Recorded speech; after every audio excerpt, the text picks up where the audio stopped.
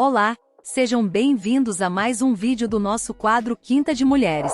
Esse quadro onde contamos histórias de mulheres incríveis que mudaram o rumo da história. Se você é novo por aqui, já se inscreva no canal, e se curte esse tipo de conteúdo, não esquece de deixar o like. Para assistir mais vídeos desse quadro, basta clicar no card aqui em cima. Hoje vamos falar a história da Anastasia Romanov, a história que inspirou o filme Anastasia. Agora, sem mais enrolações, vamos conhecer a história de hoje.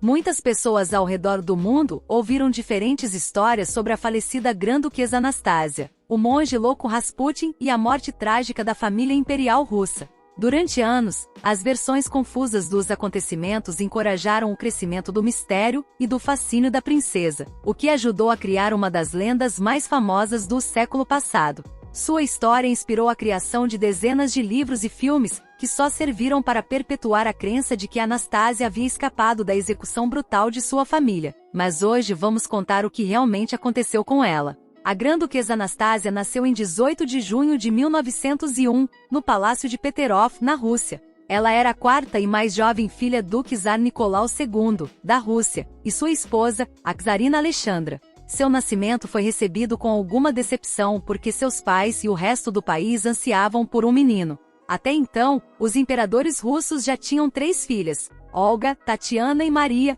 e queriam que um menino herdasse o trono. Todos os detalhes da educação das filhas do czar foram supervisionados por Alexandra, que muitas vezes se sentava com elas durante horas na sala de aula. Na verdade, foi ela que ensinou suas filhas a costurar e tricotar. Em 1904, a família imperial cresceu ainda mais com a desejada chegada do Tsarevich, herdeiro do trono russo, Alexei. Apesar de fazer parte da família imperial, Anastasia e seus irmãos tiveram uma vida bastante normal e até frugal. Dormiam em berços simples e executavam suas tarefas.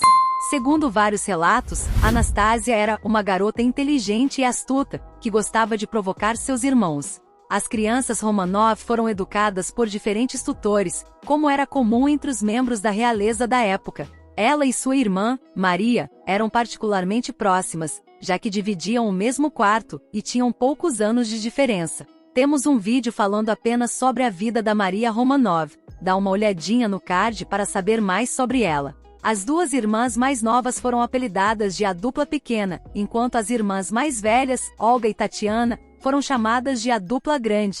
Embora não tenha desempenhado nenhum papel formal dentro da Igreja Ortodoxa Russa, Grigori Rasputin teve uma grande influência sobre a czarina Alexandra, que acreditou as habilidades miraculosas de cura que tinha graças à sua fé inabalável em Deus. Ele mesmo afirmava que possuía poderes de cura, pelos quais a czarina frequentemente o chamava para rezar e curar seu filho, Alexei, que era hemofílico. Encorajados pela mãe, os filhos de Romanov viam o monge Rasputin como amigo e confidente. Frequentemente lhe escreviam cartas, que ele respondia com gentileza. No entanto, por volta de 1912, uma das governantas da família ficou preocupada quando encontrou Rasputin visitando as meninas enquanto usavam apenas camisolas. A mulher foi demitida, mas primeiro contou o que tinha visto a outros membros da família. De acordo com a maioria dos relatos, não havia nada de inadequado no relacionamento de Rasputin com as crianças. Por 10 anos ele desfrutou do carinho de Nicolau e Alexandra, que eram gratos ao monge por suas habilidades de curar Alexei quando este sofria um ataque.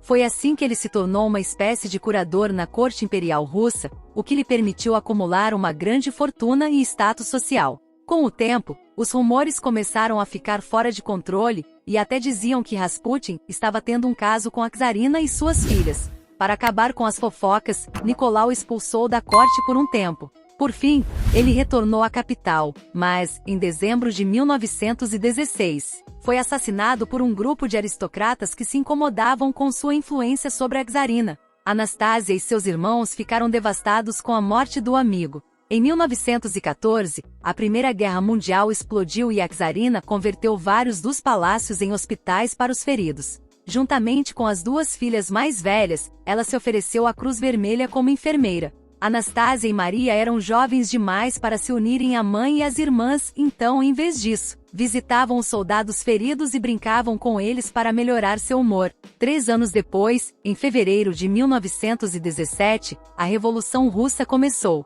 Os cidadãos protestavam contra o racionamento de alimentos que ocorria desde o início da guerra e o descontentamento geral contra os czares, especialmente a czarina Alexandra. Inclusive pediam que Nicolau II abdicasse do trono.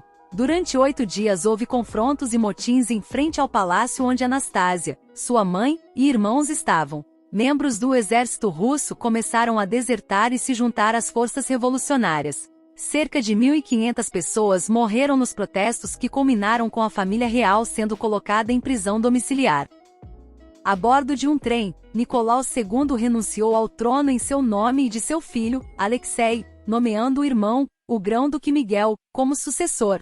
No entanto, percebendo rapidamente que não teria apoio, este rejeitou a oferta, deixando a Rússia sem uma monarquia pela primeira vez em sua história, e terminando com a dinastia Romanov, que reinou por 300 anos. Um governo interino foi formado e manteve a família em prisão domiciliar. Em agosto de 1917, o governo provisório decidiu transferir a família real do palácio para evitar que fosse apanhada pelos bolcheviques, que exigiam o chefe dos czares.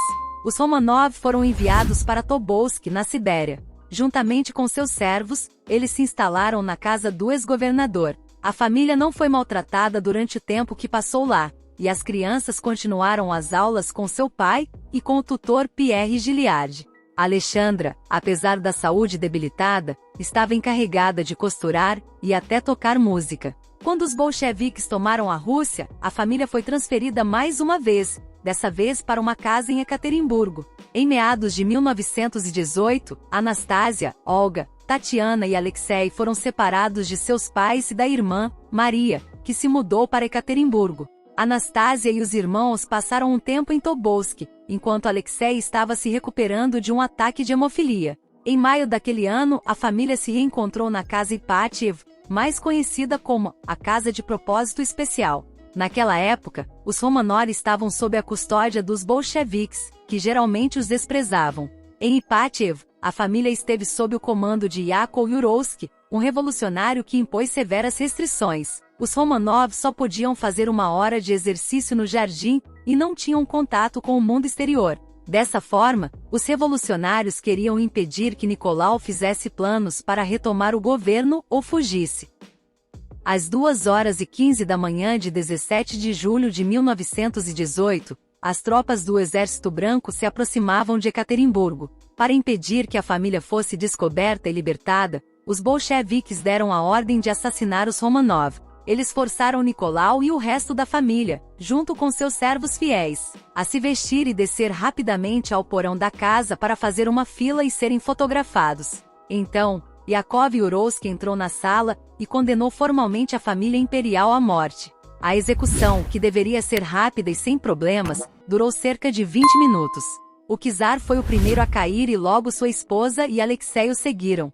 Anastasia, Tatiana e Maria sofreram mortes mais dolorosas do que os outros. De acordo com as notas de Yurovsky, uma vez que a fumaça espessa que encheu a sala com os vários tiros disparados a curta distância se desfez, foi possível ouvir as garotas se queixando de dor ao fundo, e descobriram que as balas dos soldados tinham quicado nos espartilhos de Anastasia, Tatiana e Maria. Anteriormente, Alexandra havia instruído suas filhas a costurar as joias da família real e os diamantes dentro dos forros dos espartilhos para escondê-los de seus captores. Desta forma, as vestes serviam como uma espécie de armadura contra as balas. De acordo com o relato de Yurovsky, Anastasia e Maria tentaram se agachar contra uma parede, cobrindo suas cabeças para se protegerem, até que finalmente foram atingidas pelas balas. Enquanto os soldados colocavam os cadáveres dos Romanov e seus criados deitados para serem levados, uma das meninas começou a chorar e cobriu o rosto com o braço. Por isso foi espancada pelos soldados na parte de trás da cabeça para que ficasse em silêncio. O mistério que cercou a morte dos Romanov foi intencional, uma vez que os bolcheviques realizaram uma campanha de desinformação sobre o destino da família por quase uma década. Eles só relataram a morte do czar, mas não deram informações sobre o resto. Além disso, nunca revelaram o local do enterro, que permaneceu oculto até a sua descoberta, 61 anos após a execução. Devido à incerteza, boatos e teorias conspiratórias, começaram a surgir impostores que afirmavam ser os filhos perdidos de Nicolau e Alexandra. A partir de 1920, numerosas mulheres começaram a aparecer se passando pela Grã-Duquesa. Uma delas, Eugenia Smith, escreveu suas memórias como Anastasia, em que incluía uma longa descrição de como havia escapado de seus captores. Outra foi Nadezhda Vassilieva, que apareceu na Sibéria e foi aprisionada pelas autoridades bolcheviques. E então, em 2000, apareceu Natalia Belicoze, que viajou até a Rússia para reivindicar a fortuna da família imperial. Anna Anderson foi talvez a mais conhecida das impostoras. Alegou que ela, se dizendo Anastasia, havia sido ferida durante a execução de sua família, mas sobreviveu e foi resgatada do porão por um soldado que se apaixonou por ela durante a sua estada na casa de Patiev. Anderson, ou Anastasia, fora resgatada nas margens do canal Landwehr-Kanal, em Berlim, na Alemanha, depois de tentar o suicídio. Após ser levada a uma instituição psiquiátrica, se recusou a dar sua identidade, e não tinha nenhuma documentação para identificá-la. Assim, permaneceu no hospital por 2 anos, nos primeiros 6 meses não disse uma palavra. No entanto, os médicos e outros pacientes observaram sua atitude distante, as estranhas cicatrizes em seu corpo, e o sotaque russo que surgiu quando ela finalmente resolveu falar. Enquanto isso, os jornais europeus começaram a relatar estranhos rumores da Rússia. Dizia-se que uma das filhas imperiais havia escapado do porão com vida. Eventualmente, Anderson dizia ser Anastasia. De 1938 a 1970, ela lutou para ser reconhecida como a única sobrevivente dos filhos do czar Nicolau II. No entanto, os tribunais na Alemanha descobriram que não havia provas concretas de que a mulher fosse realmente a Grã-Duquesa. E você? Acha que era realmente a Anastasia ou uma impostora? Conta aqui nos comentários. Os membros da família real a consideravam uma fraude. Em 1925, a tia de Anastasia, e irmã do czar, a Grã-Duquesa Olga, que não via a menina desde 1916, visitou a mulher no hospital, e embora demonstrasse afeição por sua condição, determinou que não era sua sobrinha. Além disso, Anderson só falava alemão, e não conseguia se comunicar em russo ou inglês. Olga assegurou que Anastasia podia falar ambas as línguas perfeitamente.